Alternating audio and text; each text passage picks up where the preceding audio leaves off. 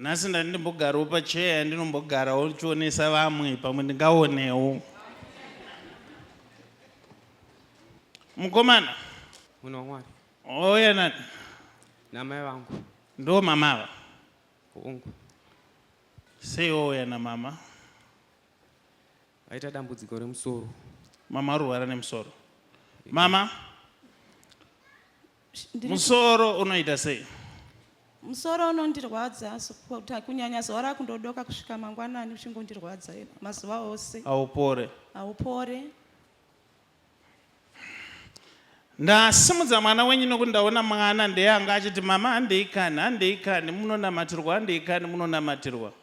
Saka ndotenda Mwari nokuti minamato yemwana neshungu dzemwana zvadavirwa. Now mama, ndoda kuti Mwari akuitirei zvakanaka. Ndotenda munhu waMwari.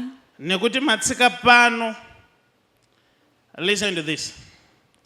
As long watsika gumbo rako pano kana ungocherwara unodzokera wapora nekuti pano pane nyasha dziripo.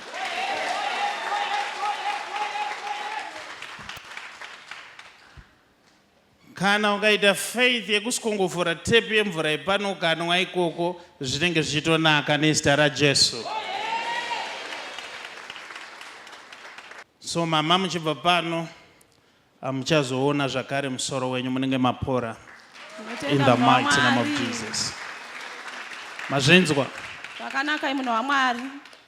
Zvino mukomana akasezvoya namama ndakungokuitirawo kafavor. Kwete chino 1, kwete chino 2, chingotaura 1 chaunoda kuti Mwari akuitire. Ndinoda kuziva kuti baba vangu ndiani.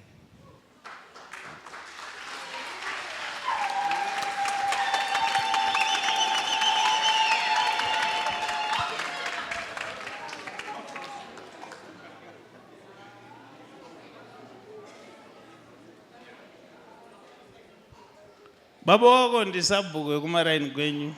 Sabhuku. Ivavo sabhuku waunoziva ndo mudhara wako. Mama,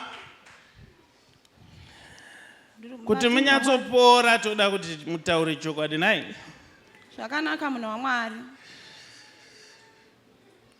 Ichokwadi here kuti baba woyu ndisabhuku? Akutaurai chokwadi musoro upore. Ichokwadi.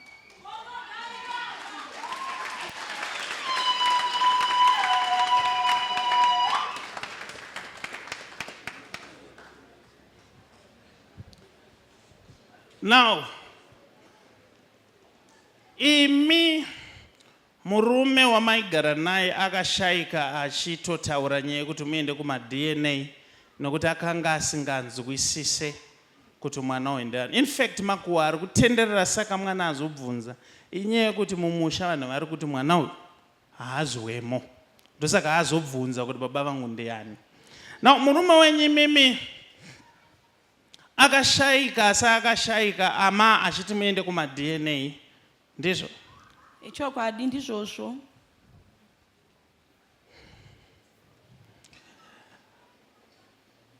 Coincidence here kuti baba ava vakangofa vari suppose kuenda kumaDNA nokuti imi mairamba muchiti hamuzvizivi. Is it a coincidence kana kuti ndii makaura here baba? Handisirini.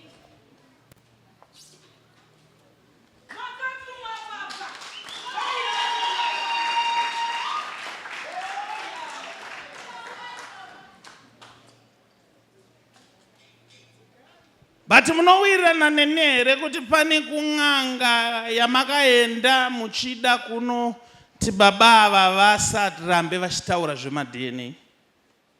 Ndakaenda. N'anga iyi ndobva yanokuti kana muchida kuti ndinyararidze baba ava zvamuchose itai zvekuti nezvekuti nezvekuti ndobva mazviita kuti nyaya yemaDNA inyararwe. Ndakaita.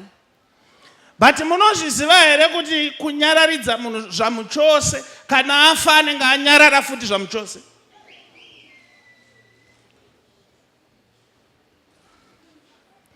Ina handisi kuti makaurayisa murume asi ndiri kuti makanyararidza murume zvamuchose. kuti asaende kuma-DNA kuti nyaya isafumuke. Now as I'm looking in the realm of the spirit now, kuti nyaya yenyu inake, nokuti pane ngozi yandiri kuona. Ndoda kuti muende munotsvagana neama dzemurume munotaura chokwadi kuti zvii zvamakaisa muporiji kuti murume anyarare ende akazotora mazuva mangana asati afa.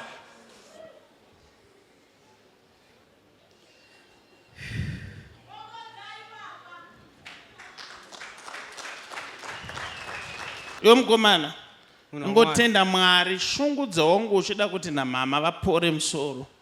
Ndochete zvaita kuti usangane nababa wako.